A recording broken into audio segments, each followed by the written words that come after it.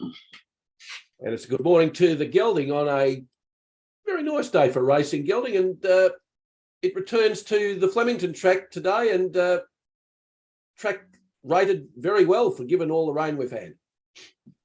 Good morning, Professor. Good morning, listeners. Racing at Flemington in the new racing season, Professor. The first city meeting, the start with the main race being the Orange Star, a Group 3 race. So, normally now the good horses start coming back in August, so we'll start to see some very good horses return to racing. Flemington, of course, Professor, as we've said many times, we regard it as the best track, if not the world, it's the best in the Southern Hemisphere. Fantastic drainage. Who would have thought with the hail we had on Thursday, Professor, we'd be talking about a race meeting on a soft 5. And look, rain's expected today, but if they don't get any, who knows? It could get into a good track, Professor. Always a possibility at Flemington, Gelding. There's 9 races on the program, and as you said, the main race, race 5, the Orange Star Handicap. Track's a soft 5, the rail's out 10 metres. That's a fair bit out, Gelding. Well, it's a nice wide track, Professor, but look, that will bring it down to size, and of course some small fields, as I said, moderate fields, Professor, of 12 and that. 2 races where there'll be maximum of 16, but look, the Orange Star only has 7 runners, so it could be an interesting day, Professor. Now, you know a few facts about Orange Star, Professor? Regale me, Gelding, regale. One of only 2 horses that have won the Oakley Plate twice. Was a fantastic sprinter and held the course record at Flemington when it was racing around. So a horse from the past, which I like about Flemington. It keeps the heritage of the things. It's not they've kept it as the Orange Star Handicap. It's not the Foster's Orange Star Handicap, but I presume a committee will give that away soon. But anyway, we'll see how we go. All right, Gelding, what are your 2 best bets for today? Well, I'm going late in the day, Professor. First of all, excuse me, going race 8, number 4, Nicolini Vito, to be ridden by Daniel Stackhouse and Ben Hayes. This horse just snuck up the other week at Flemington, Professor, and got its nose in front. Can I say I just like the way the Hayes brothers are placing their horses at the moment, Professor, and this one is just typical of that. Here's a horse that's had 14 starts. Look, it's just turned as a 5-year-old gelding. It's had 14 starts, Professor, for 6 wins, a second and 3 thirds. 3 of the 4 last runs have been wins, Professor. At 2 at Flemington and 1 at Caulfield. In between, there was a 10th at Flemington, against Gentleman Roy and Savannah Club, 2 horses that we've been on before. So, this horse is in a bit of form, and I think has been placed very, very well by the Hayes brothers, and should hopefully continue on its winning way, Professor. My second tip, Professor, will be what I think will be the tip of the day. But, geez, if you talk about horses with booms on their heads, Professor, I'm going race 9, number 10, Fire, trained by the Hawks team. This horse has had, where are we, Professor? 6 starts for 3 wins and a third. So it's an up-and-coming horse. I'm going against the horse we picked as the best bet the other day and got up for us in Squid Game. So I'm a bit anxious. But this Fire won at Sandown quite comfortably by 3 lengths last up, Professor. And I was listening to Wayne Hawkes being interviewed after the race. and he gave this horse a huge rap. They've got high hopes for it. He even mentioned it in the same name as a grey horse that raced in the same racing colours, Professor. And that horse was the Group 1 winning. He never named it, but we can presume that it was a Group 1 winning horse in Chautauqua, who was, just a sprinting sensation. So, when you're talking about a horse of that calibre, and they've got high hopes for this one, if it's half as good as anything, it should be winning at Flemington today. So my 2 tips, Professor, are late in the day, race 8, number 4, into race 9, number 10. And what do you like, Professor? Gelding, I'll be going a little bit earlier than you.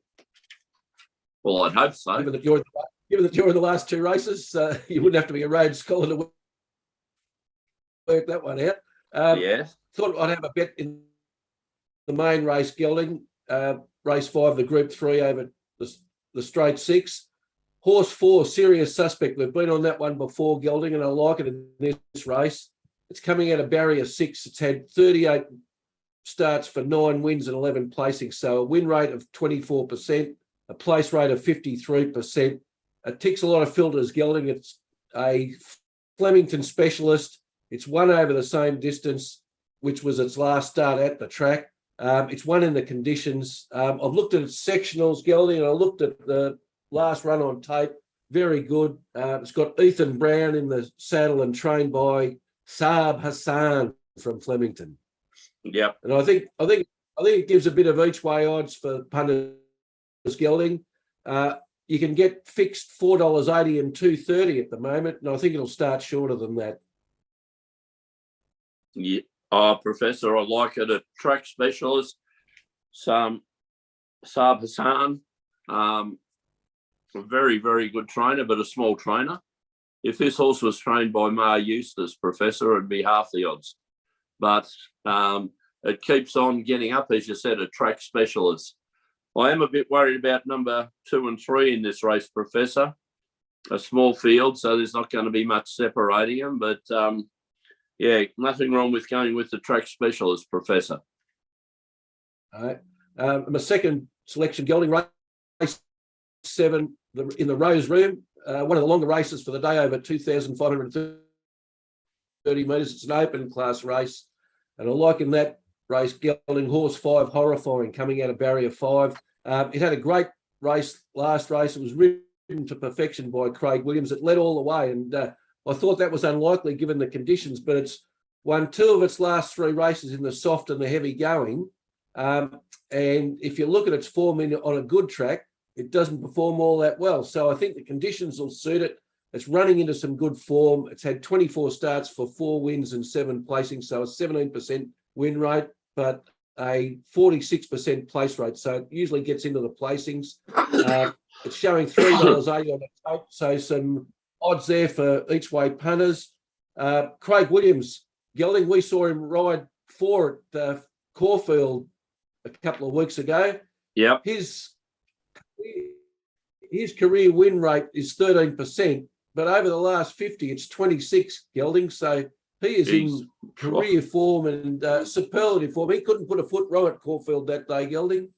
He's on fire, Professor. No, he's not. Oh, right, okay. And the Kavanagh's training that horse, Gelding. So all in all, my 2 tips for the meeting: race 5, horse 4, Serious Suspect; race 7, horse 5, Horrifying. And now let's turn to the Professor's Parlay, which unfortunately ran aground last week again. Sorry, Professor. It wasn't only the horse leg that got us last week, Gelding. Where's Tigers? What's going on there? Wouldn't have bet on them with bad money, Gelding. Unbelievable. Unbelievable. So the agreed bet of the day, Gelding, race 9, horse 10. In that race, Gelding, we're on fire. We're on fire, Professor. We're on fire on that. Beautifully done. And let's parlay that into what I think are probably two certainties, Gelding. Geelong to beat St Kilda. Geelong playing at home at GMHBA Stadium. Number one on the ladder for a reason. They've beaten all comers over the last 10 or 12 weeks, playing what I call a disappointing side, Gelding. And I know the judge is disappointed at how St Kilda have gone this season. They're in the 8, but this trip down the highway will really test them out. And they haven't really proven themselves against top teams. So Geelong to beat St Kilda, and I would have thought fairly comfortably, Gelding. Yes, Professor, tend And to we'll agree with parlay you. that in, and let's parlay that into the Giraffes, Rabbitohs, South Sydney to beat the New Zealand Warriors. The Do we Rabbitohs call him? 8th on the table. Do we Go on, call Gelding. the giraffe, or do we call him peaches and oranges? Peaches and oysters now. Oh dear, oh dear. I might take that up with him tomorrow, Gelding. Yes. The Rabbitohs are sitting 8th on the table. They need this one to win. They've got a plus 70 points differential. New Zealand, a very, very disappointing season. Minus 199 points differential. They're 13th on the table. And yeah, look, I just $1.10 seems overs for the Rabbitohs. Oh, Professor, I like the very successful Professor's parlay today. You're on fire. And then Geelong and Rabbitohs should be good. Yeah. Well, the parlay showing 5-2, so hopefully that's like money for old rope, Gelding. Hopefully, Professor. All right, Gelding. Sports Fan Radio on tomorrow with the judge, Cooter, the Giraffe, and I. And unfortunately, you can't make it. You've got other commitments, but we're looking forward to a good show. And I think one of the top topics for discussion, Gelding, will be the Adelaide Crows pre-season training camp. It's hit the headlines again. Eddie Betts released his book, and it seems to have taken a lot of people by surprise about what happened. And certainly it seems like there's been a bit swept under the carpet, if you like, Gelding. Yeah, Professor, it'll be interesting. 3 different investigations. I was most interested in hearing from the Players Association saying that the players kept silent about it and really didn't tell them too much and passed off on it. And then here we are 4 years after the event, and all of a sudden Eddie comes out. But I read that he said all this before to them, so that's fine. So someone's not lying, but coming out in the book, Professor, rather than just speaking about it, say, a bit earlier. What are your views on that? Oh, I don't know, Gelding.